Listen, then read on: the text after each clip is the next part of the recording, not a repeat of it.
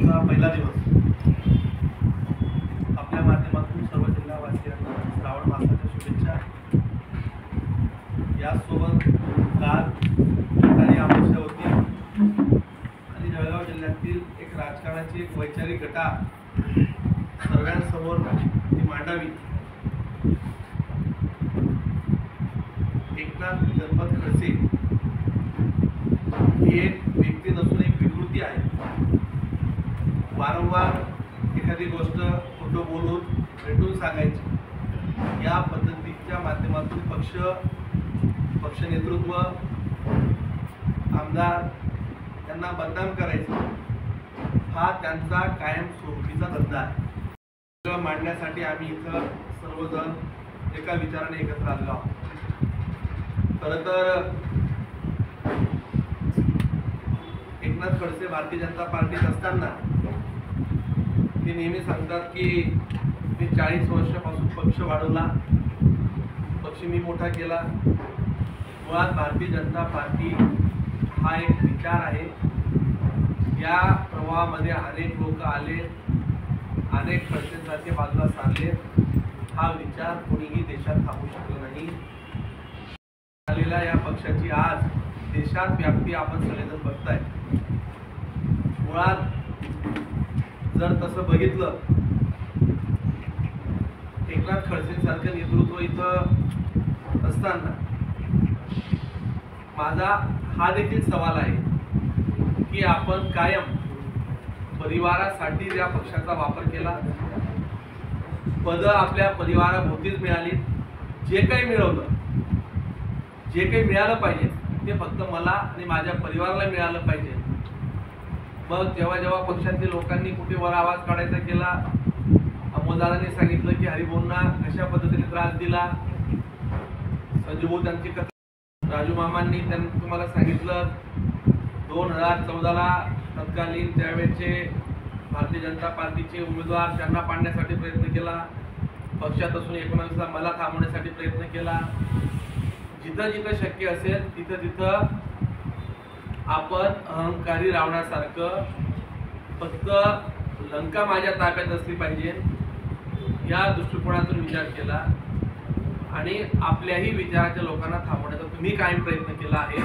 ही वस्तुस्थिती नाकारून चालणार नाही। मला ज्यावेळेस असं वाटायला लागलं खडसेंना की मी म्हणजे पक्ष, त्यावेळेस त्यांना खरी किंमत स्वतःलाही कळाली, जनतेनेही त्यांना त्याची किंमत दाखवली। त्यांच्या इथून पक्ष गेल्यानंतर पक्षाला कधीही नुकसान झालं नाही। पक्षाला कायम गिरीश भाऊंच्या माध्यमातून नेतृत्व त्यांनी स्वतः सिद्ध केलं। जळगाव महापालिका असेल, धुळे महापालिका असेल, नाशिक महापालिका असेल, जिल्हा परिषदा असतील, विधान परिषदा असेल, गेल्या वेळेची लोकसभा असेल, मागच्या वेळेची विधानसभा असेल, या वेळेची महायुतीतले सगळे इलेक्शन्स असतील, अगदी क्लिअर मॅन्डेट मेजॉरिटी ही नेतृत्वाच्या माध्यमातून खडसेंना हेही कळालं की लोक ही माझ्यासोबत नव्हती, ही लोक ही एका विचारासोबत होती आणि जे त्या पक्षात गेले अगदी त्या पक्षाच्या नेतृत्वालाही त्यांनी फसवलं आणि पुन्हा त्यांनी तेच ज्या पद्धतीने जुन्या पद्धतीने वागत होते त्याच पद्धतीने तिथं वागण्याची सुरुवात केली। खरं तर एकनाथराव खडसेंचा प्रवेश हा 23 ऑक्टोबर 2020 रोजी झाला। 23 ऑक्टोबर तर आज 25 जुलै 2025 शुक्रवार, म्हणजे जवळजवळ त्या प्रवेशाच्या वेळेस त्यांनी अगदी या देशाचे त्यांच्यासोबत प्रवेश करत असताना सुटा बुटा थाटा माटात मोठी भीमगर्जना केली आणि भाषणात पहिल्या दिवशी सांगितलं की जर तुम्ही मला ईडी लावली तर मी सीडी लावेल। तिथून लोकांनाही वाटलं, त्या नेत्यांनाही वाटलं की यांच्याकडे खूप काही घबाड असेल, काहीतरी असेल। परंतु बघा त्या गोष्टीला आज जवळपास 5 वर्ष झाली, म्हणजे 57 महिने झाली। आठवड्यात जर सांगायचं झालं तर 248 आठवडे, 1736 दिवस, 41,664 तास त्या घटनेला झाली। जवळजवळ 24,99,840 मिनिटं त्यांच्या त्या वल्गणीला झाली। ना आजवर कुठली सीडी आली ना काही झालं, फक्त त्यांनी काहीतरी सांगायचं आणि अगदी धादांत खोटं बोलायचं। ज्या वेळेस त्यांना पत्रकारांनी विचारलं की साहेब ती सीडी कुठे आहे? माझं आपल्या सगळ्या पत्रकार बांधवांना राजकारण निश्चित त्यांनी केलं पाहिजे, ज्यांनी ज्यांना करायचं राजकारण केलं पाहिजे, परंतु राजकारणाची एक गरिमा सांभाळली पाहिजे. त्या प्रफुल्ल लोढांच्या संदर्भात त्यांनी सांगितलं की त्यांनी मला अशा पद्धतीने सांगितलं की माझ्या गाडीमध्ये बसून त्यांनी मला गुलाबी गोष्टी सांगितल्या. आपण कालच म्हटलात की आता तुमचं गुलाबी गोष्टी करण्याचं वय नाही, कदाचित ऐकण्याचं वय असेल. लोढांच्या संदर्भात तो व्हिडिओ मी तुम्हाला सगळ्यांना देतो. तो व्हिडिओ लावा, दाखवा माझ्या मोबाईलवर. तो व्हिडिओ तुम्ही पुन्हा ऐका. त्यांनी असं सांगितलं की या प्रफुल्ल लोढाने ज्यावेळेस त्यांच्यावर आरोप केले की यांनी ते आरोप गिरीश महाजनांनी केलेले नाहीयेत, ते आरोप प्रफुल्ल लोढांनी यांच्यावर जेव्हा केले की तुमच्या मुलाची घटना कशी घडली, त्यावर उत्तर देताना एकनाथ खडसे काय म्हटले की तो बेवडा आहे, तो दारुड्या आहे, त्याच्या आरोपांची काय सत्यता घेतली पाहिजे, त्याचं काही फार गांभीर्याने घेण्याची गरज नाही, अशा पद्धतीने त्यांनी सांगितलं. आणि तोच व्यक्ती ज्यावेळेस गिरीश म्हणून आरोप करत होता त्यावेळेस तुम्हाला गोड वाटायचं. असं आहे की आपण जे पेराल खडसे साहेब तेच होतो, कुठेतरी तुम्हाला मनशांतीची गरज आहे.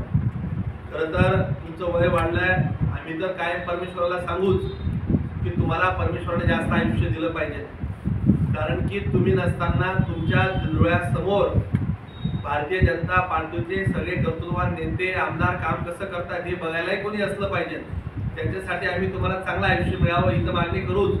परंतु तुम्ही ज्या वेळेस प्रफुल्ल लोढांच्या संदर्भात असं म्हटलं की त्याने मला गाडीत गुलाबी गोष्टी सांगितल्या, त्याच्याकडे सीडी आहे, त्याचे विरोधी पक्षनेत्यापासून तर स्वयंघोषित मुख्यमंत्र्यांची स्वप्न आपण पाहिली, स्वप्न पाहण्याबद्दल दुमत नाहीये, परंतु एखादा दारुड्या बेवड्या गोष्टी व्यक्ती तुमच्या म्हणण्याप्रमाणे तुम्हाला गाडीत काही सांगतो आणि राज्याचा एवढा मोठा तुम्ही नेता स्वतःला समजता, ते तुम्ही जाहीरपणे आरोप एखाद्या नेत्यावर करता. माझा आपल्याला सवाल आहे आणि माझं तुम्हाला सांगणं आहे की तुमच्या संदर्भात देखील तुमच्याच मतदारसंघातला एका व्यक्तीने मला काही गोष्टी येऊन सांगितल्या, त्याची जर मी जाहीर वाच्यता केली तर आपल्याला बाहेर तोड काढायला जागा राहणार नाही. मी त्या व्यक्तीला तुमच्या समोर जाहीर पत्रकार परिषद देखील आणतो. त्याने मला असं सांगितलं, हा अतिशय खालच्या स्तराचा विचार करणारा नेता आहे, घरात देखील घेण्याचा लायकीचा हा नेता नाहीये. त्यांनी मला असं सांगितलं, मी यांना अतिशय जवळून पाहतो, 20 वर्षाच्या यांच्या इतिहासात यांनी अनेक लोकांना संपवलं, जवळच्या लोकांना त्रास दिला, हे तर राजकारण त्यांनी केलंच, परंतु व्यक्ती म्हणून ही विकृती आहे. यांनी अनेक महिलांशी अनैतिक संबंध ठेवलेत. मी जबाबदारीने तुम्हाला सांगतोय, जसं तुम्ही लोढांचं सांगताय की लोढांनी तुम्हाला सांगितलं म्हणून तुम्ही ते आरोप करताय, तुमच्या विरोधात देखील मला अशाच लोकांनी येऊन सांगितलं आहे. अगदी अनेक महिलांशी परसंबंध होते, त्या महिला रात्र यांच्याकडे येऊन राहायच्या, सकाळी सोडायला लोक जायचे, तो बघणारा व्यक्ती असं मला सांगत होता. आता जर मी असे आरोप तुमच्यावर केले की एकनाथ खडसे साहेब तुमचे देखील असे अनेक महिलांशी संबंध होते, तर तुम्हाला काय वाटेल? कदाचित ते आरोप तथ्यहीन असतील का असतील किंवा नसतील हा वेगळा प्रश्न आहे, परंतु मी असं विचारात होतो की जोपर्यंत माझ्याजवळ पुरावे नाही तोपर्यंत मी ते मांडलेले नको पाहिजे. राज्याचा विधानसभेतला एखादा सदस्य, एखादा मंत्री, माजी मंत्री ज्यावेळेस काही बोलतो त्याच्याजवळ पुरावांचा आधार असला पाहिजे. आपल्याकडे कुठलाही एक पुरावा नसताना आपण वारंवार गिरीश भाऊंच्या चारित्र्याविषयी हनन करता. विनंती आहे, आपण आपल्या स्वतःच्या गावात सांगाल तिथे मी मागे आपल्याला अनेकदा सांगितलं, आपण कुठल्याही मुद्द्यावर, अगदी विकासाच्या मुद्द्यावर सांगा, चारित्र्याच्या मुद्द्यावर सांगा, तुमच्या वैयक्तिक आयुष्याच्या मुद्द्यावर सांगा, तुम्ही करप्शन म्हणतात, कुणी मिळकती जमवल्या, कुठल्याही मुद्द्यावर आपण समोरासमोर यावं. वर्षानुवर्ष आपण असे बिनबुडाचे आरोप करून जनमानसामध्ये भारतीय जनता पार्टीच्या नेत्यांची, गिरीश भाऊंची प्रतिमा मलिन करण्याचा वारंवार जो प्रयत्न करताय हा अतिशय चुकीच्या, लज्जास्पद आणि खालच्या स्तराला जाणार आहे. आम्ही यासाठी ही पत्रकार परिषद घेतली की आपणच सांगितलं वय राहिलेलं नाही आहे, आपलं नातवंडांसोबत खेळण्या बागडण्याचं वय आहे. कदाचित तुम्ही ते गोष्टी विसरला असाल, परंतु तरी देखील वयाच्या उत्तरार्धात आपण काय वागावं, कसं वागावं, कुठे काय बोलावं याचं तारतम्य तुम्हाला असलं पाहिजे होतं. परंतु अनेक आपल्याला आजारांच्या व्याधी असल्यामुळे आपण अनेक प्रकारचे मेडिसिन घेत असल्यामुळे कदाचित आपला मनावरचा ताबा सुटत असेल असं आम्ही आता गृहीत समजायला लागलो आहे. परंतु आपल्याला या माध्यमातून आज शेवटची विनंती आहे. आम्ही जरी वयाने लहान असलो परंतु आम्हाला सुसंस्कृतपणा हा आमच्या परिवाराने शिकवला आहे, आमच्या पार्टीने आम्हाला शिकवला आहे.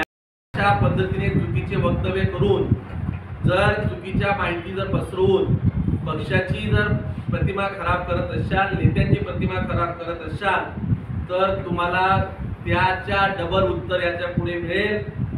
तुमचे किस्से तुम्ही काय लोकांना किस्से सांगता, तुमचे किस्से तुमच्या इथं येऊन मुक्ताई नगरामध्ये येऊन लोकांनी सगळे किस्से तुमच्याविषयी तुमच्या परिवाराविषयी सगळ्यांना सगळे किस्से माहिती आहे. त्याच्यामुळे त्याची बोलायला आम्हाला भाग पाडू नका. जर तुम्ही त्याच पद्धतीने पुन्हा बिना पुराव्यांच्या आधारे आम्ही देखील तुमच्या इथं हा मला असं सांगत होता त्या माणसाला सोबत घेऊन तिथं आम्ही आता तुमचे किस्से सांगायला सुरुवात करू. माझी या माध्यमातून आपल्याला विनंती आहे, आपल्याला सांगणं आहे, वयाने जरी लहान असलो तरी मी तुम्हाला सांगतो की तुम्ही कुठेतरी सुधारावं आणि आपण जे आरोप करताय त्या आरोपांचे पुरावे द्यावे. तुम्हाला कोणी एवढ्या दिवसापासून थांबवलं? तुम्ही आज 5 वर्षापासून सीडी लावताय. जर तुम्ही तुमच्या आईचं दूध प्यालं असाल ती सीडी जनतेला दाखवावी.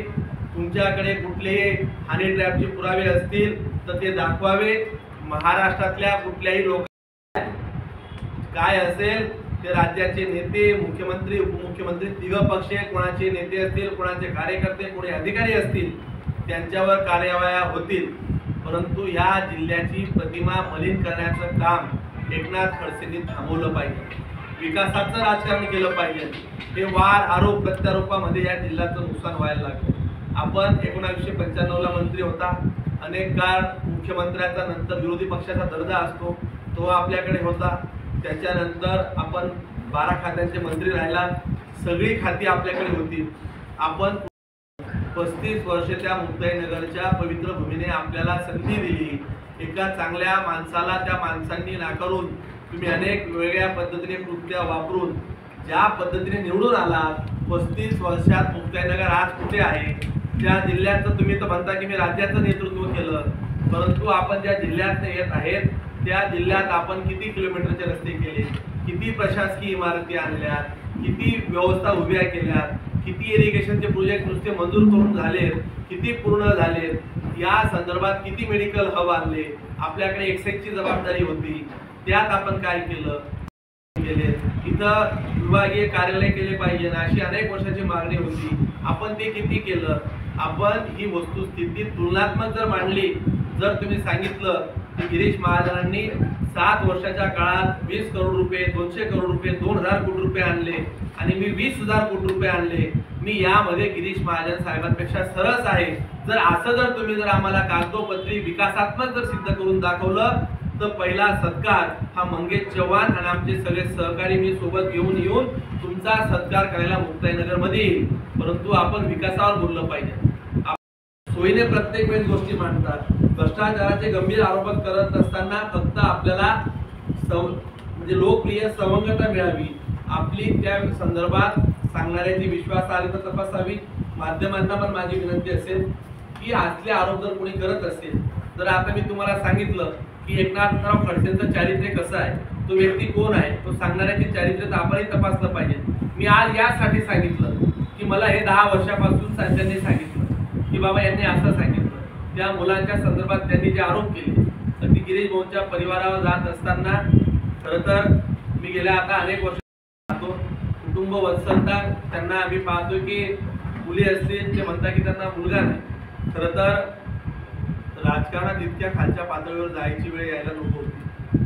तुम्ही त्यांच्या परिवाराविषयी बोलणं आणि तुम्ही ज्यावेळेस असं म्हणतात की त्यांना मुलं नाही म्हणून त्यांच्या मनात खंत आहे, मला तर त्यांच्या मनात कुठली खंत कधी जाणवायचं कारण दिसलंच नाही. अगदी जावई मुलासारखे त्यांना जीव लावतात. मुली ह्या अगदी प्रेमळ सगळं आम्ही जवळून पाहतो. ते बोलणं हे मला शोभत नाही. परंतु वस्तुस्थिती आपण देखील कुठेतरी तपासा. आपल्या मुलाचं वागणं कसं होतं, चाळीसगाव, जळगाव, नाशिक, ठाणं, मुंबई ते कुठे थांबायचे, कोणासोबत थांबायचे. आपले काही लोकप्रिय अधिकारी होते ज्यांना आता जन्मठेपेची शिक्षा झाली, त्या लोकांसोबत बसणं उठणं कुठे होतं. दुर्दैवाने आपल्याकडे ते लोक उधारे देखील मागायला आल्याची माझ्याजवळ काही विश्वासनीय लोकांनी सांगितली, परंतु तुमच्या परिवाराच्या जो व्यक्ती आज हयात नाही त्यांच्यावर बोलणं मला आज शोभत नाही, म्हणून मला ते आज बोलायचं नाहीये. मला तुमच्या परिवारापेक्षा माझा तुम्हालाच सल्ला आहे. तुमच्या परिवाराकडे काय चाललंय, घरातलं काय आहे, आम्हाला तेही त्यातही पडायचं नाहीये. परंतु तुम्ही एखाद्या पक्षाच्या नेत्याला आयुष्यातनं उठवण्यासाठी ज्या पद्धतीने प्रयत्न करता, आजवर तुम्ही अनेक लोकांना राजकीय आयुष्यातनं उठवलं, तुमच्या तालुक्यातल्या अनेक लोकांना राजकीय जीवनातून संपवलं, जिल्ह्यातल्या अनेक मातब्बर लोकांना तुम्ही नामोहरण हे लोकांमधून केलं नाही. त्यांच्यावर कुठे गुन्हे दाखल झाले. माझ्याकडे सगळ्या लोकांची यादी आहे. तुम्ही आजवर खोट्या गुन्ह्यांमध्ये अडकवलेले जवळजवळ 85 लोक असे आहेत की ज्यांच्यावर तुमच्या कार्यकाळात गुन्हे दाखल झाले आणि 85 पैकी जवळजवळ 84 लोकांना निर्दोष मुक्तता झाली आहे. त्या 84 लोकांना आपण राजकीय आयुष्यात उठवण्याचं पाप आपण केलं आहे. अगदी गुलाबराव देवकर असतील, जे टी महाजन असतील, आपण आपल्या कार्यकाळामध्ये ज्यांनी आपल्याला मोठं केलं त्याच कॉलेजमध्ये जाऊन त्याच प्रांगणामध्ये कशा पद्धतीने त्या परिवाराला, चौधरी परिवाराला त्रास दिला हे सर्वश्रुत आहे. परंतु आपण ज्या पद्धतीने आता हे वागता आहेत, ज्या लोकांना तुम्ही त्रास देता आहेत, दिला आहे, ते लोकांनी त्या काळात सहन करून घेतलं. याच्या पुढे ही सरंजामशाही, हा रावणाचा अहंकारीपणा तुमचा कोणीही सहन करणार नाही. आणि माझी तुम्हाला पुन्हा एकदा सूचना समजा, विनंती समजा, तुम्हाला ज्या भाषेत समजवता येईल त्या भाषेत समजवण्याची आमची ताकद आहे, परंतु आम्ही त्या पद्धतीने वागू इच्छित नाहीये. परंतु जर का तुम्ही वारंवार अशाच पद्धतीने नेत्यांचं, पक्षाचं, आमच्या सर्व आमदारांचं नामोहरण करत असाल तर तुम्हाला तुमचा उत्तर पीठ का जवाब पत्थर से मिलेगा. जाहीर पुन्हा खुलं आव्हान आहे. तुमच्या आईचं दूध प्यालं असाल तर तुम्ही सगळे पुरावे घेऊन या, जनतेसमोर मांडा. जनतेच्या दरबारात जनता त्याचं उत्तर देईल. आपण परस्पर असे आरोप करू नका, एवढीच आपली या माध्यमातून विनंती. आणि येणाऱ्या काळात मी हा एक आपल्याकडनं विश्वास ठेवतो की आपण ही आपल्यातली जी वृत्ती आहे ही वृत्ती कमी करून निवृत्तीच्या काळात तरी आपण जबाबदारीने वागाल, तुमची जबाबदारीचं भान राहील अशी अपेक्षा व्यक्त करतो. परमेश्वर तुम्हाला सत्सद विवेक बुद्धी देईल अशा आशावाद व्यक्त करतो. धन्यवाद.